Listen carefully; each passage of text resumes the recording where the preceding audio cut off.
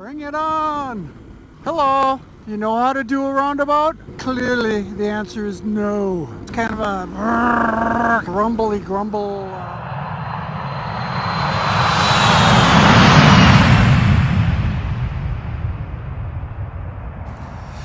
Hey boys and girls, another episode of Commander Revs. Look what I have in my shop, or in my garage today. This is mine. GS Adventure 2016 version, obviously 1200. They are now a 1250, and I have this on loan. I have my Aprilia Tuono in the shop for its first 600 mile service. Got 750 miles on it in the first 2 weeks of ownership, so that's in the shop right now, and I've got this on loan while that's being worked on. So I'll do a quick review on this, comparing these two bikes. So being a GS Adventure owner, what are the differences? 2019 versus the 2016. And big difference here, obviously, starting off before we do anything, is noteworthy is the engine being a 1250 now with the variable cam shift cam technology that's in this thing. So I did ride it home from the dealership to grab my camera so I could do a quick little on the bike review of it. So I'll just save my opinion until we get on the road. Okay, quick ride on my GS. Road construction, what a concept. One of the things I don't like about these Michelin Anarchy tires is the front end is so loud, it just howls like the dickens at normal cruise highway speeds, so it's just kind of a pain. It seemed like those Metzlers were much quieter, and it's still a fairly aggressive off-road tire. I've had a couple pair of the Heidenau's. I liked them. I think that Metzler is probably in the same ballpark as the Heidenau's. They seem to have a center area of the tire that's a little bit more road friendly. Alright, just a quick little jaunt on this. I'm going to turn around and head home and hop on the 2019. The true test of that bad boy would be taking her off-road, but I'm not going to do that, obviously, with a demo bike. I want to give a shout out to Leo's South in Lakeville, Minnesota for letting me have the bike for a couple hours while they work on my Tuono. Okay, one of the first things I noticed about this bike is it seems to be just a smidge more comfortable than mine. The seats maybe just a little bit softer. I wouldn't say it's a huge difference, but they might have done something different there. So a real comfortable bike. I seem to, oh, I know what it is. I have riser. I was going to say I seem to sit down in the bike. The handlebars are lower, and it's like I forgot I have 1.5-inch risers or 1-inch risers on mine. I like to stand up. I ride a lot standing up. See, now standing up, the bars are too low. So that's about the same as mine stock. So I'm loving the TFT. That is awesome. So I'm going to stay in dynamic mode. I rode home, halfway home from the dealership in road mode, so I know what that feels like. In this dynamic mode, yeah, she's peppier.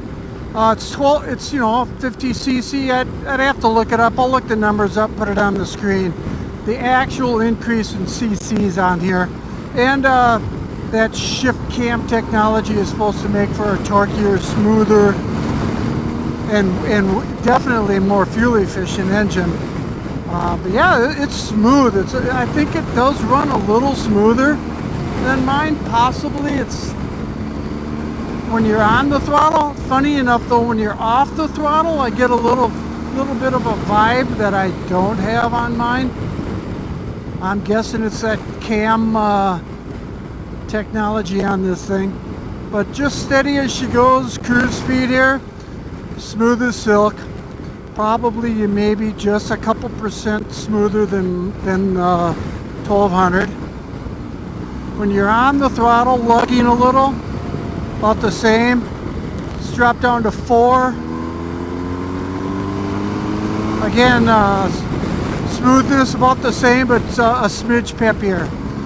And the only thing, off the throttle, there's just a little bit of a vibe in the handlebars, kind of a burble in the engine. Every once in a while, around 3,000 to 4,000 RPM, I obviously would have to ride it longer to see exactly what's what, but it does seem like there's a little burble out the exhaust. I'm pretty sure that is the cam difference set, the different engineering in the cam, so not a bad thing, it's different. I'm sure you wouldn't even notice it if you own this bike. Yeah, right in here, 3,500, and there's this just a bit of a rumbly grumble, kind of a snorty kind of a sound. It might be coming from the intake, but seems like it's in the exhaust.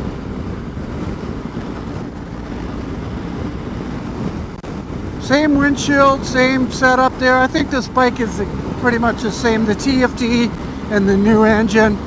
No Brembos in the front. Other than that, I really don't think there's anything different about this bike. So,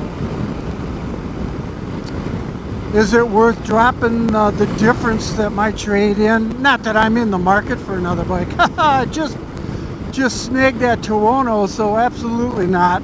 But if a guy was in the market for one of these, if this was going to be the bike you're buying, it's definitely in this genre of bike. It's phenomenal. I mean, I'm a BMW guy. I'm certainly a GS guy. Wouldn't hesitate for a second to recommend somebody buy this thing. But for me, as a 2016 1200 owner, is it worth jumping into the money difference that might trade in, or if I sold it on my own, for the TFT and a couple more foot-pounds of torque and a newer bike? I'd have to say no. Certainly not for me. But even if I was in the market to do something different, I'm not sure it's enough. When my 16 was all wrung out and I was ready to actually move on, then obviously you're ready to move on. But will this bike urge you to make a move before you were maybe ready? I kind of don't think so. Awesome bike. It's a GS Adventure, hello. But yeah, I wish my bike had that TFT, but it's certainly not worth the upgrade that it would take.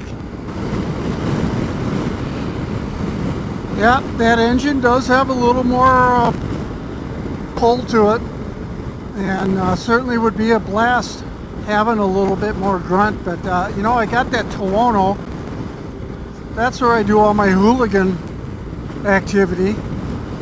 This thing, you never wishing for less engine, less torque or power out of an engine, of course not. But this bike is just, the GSA for me is not about mass quantities of engine, torque, power, speed, or anything. So yeah, it's a great engine. I think they did a great job on this thing, but I just don't think, again, it's that significant of a difference. Price tag on this thing is 21, almost 22 grand, so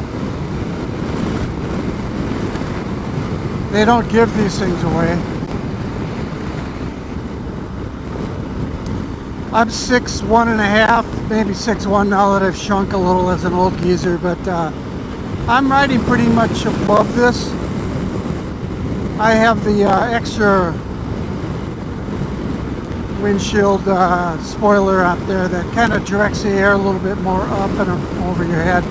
I actually sit a little high even for that, but I'm definitely feeling a lot more wind with this. Yeah, this windshield's all the way up, but that's why I got that. It's the same as my bike.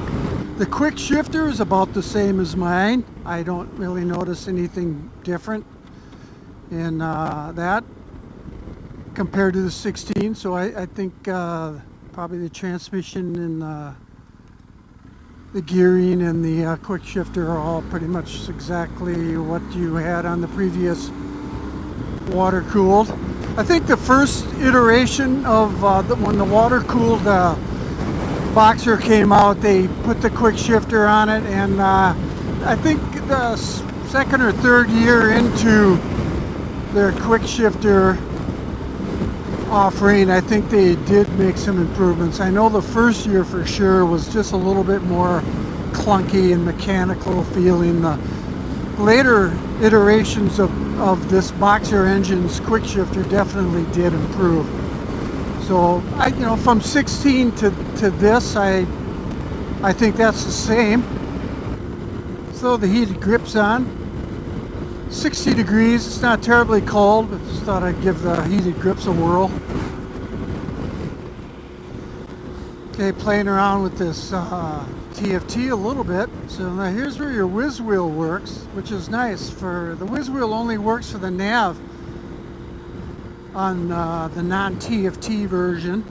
So with the TFT, you can scroll through your music, your phone settings, you get all that stuff, which is all kind of shadowed, grayed out right now because I don't have anything hooked up to the bike.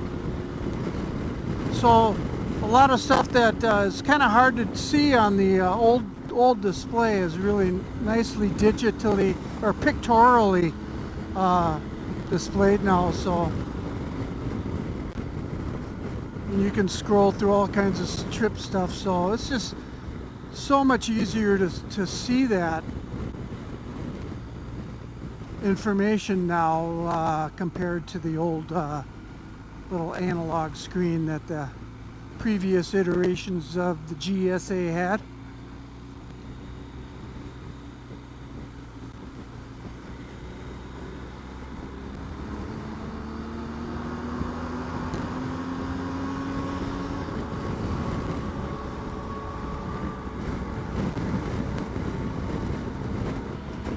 She cruises down the road, nice.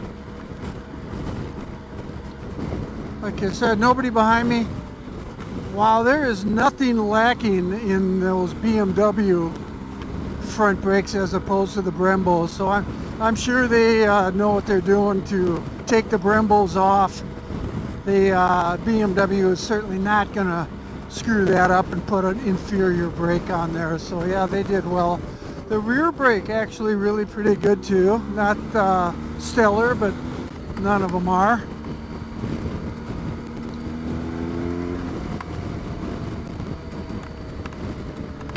Yeah, that new engine is a little peppier. It's nice.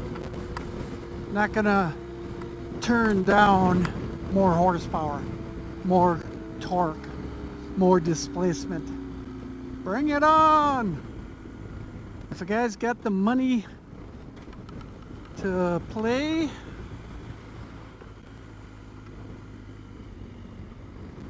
guy's got the cash, this is certainly a winner. Yeah, this engine has a peculiar feel to it when you're off the throttle. And that right through about 32 to 3700, it just has a growly kind of, it's just borderline being a vibration. Seems like it's more out the exhaust. So I don't know what other people have said about this engine with respect to that. I don't recall anyone saying that. I've seen a couple, 3-4 reviews on this. Hello, you know how to do a roundabout?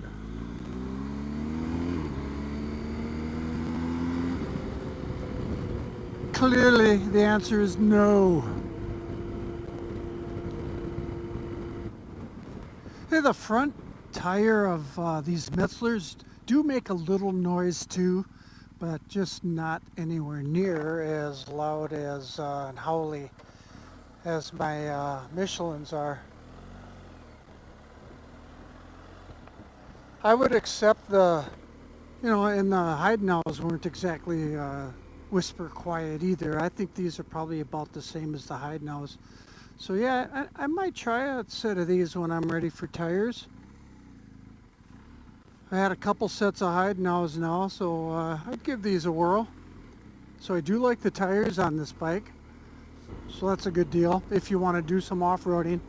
Someone who buys this bike should be interested in doing some off-roading. If you're never going to take a GS, especially a GS Adventure, if you're never going to take it off-road, then buy an RT. Why would you buy this bike? An RT is just a much more street-oriented package with the same engine. So yeah, I think it's cool that they put some more aggressive tires on this right out of the dealership. So this certainly was not a comprehensive review. It was just a quick little initial outing on the 1250 to compare it to the 1200. And yeah, it's nice. Not an overwhelming improvement, but you know, I think it's probably a better engine. It just has a couple qualities to it that are different than the 1200 that I think, if you own this bike, you'd never even notice it. The off-throttle vibe is different, and that little 32 to 3700 little growly thing out the back end, definitely not deal breakers. They're just different. The TFT is phenomenal. So I'll just leave it at that. We'll call this review done. Feel free to subscribe, and we'll see you next time. Thanks for watching.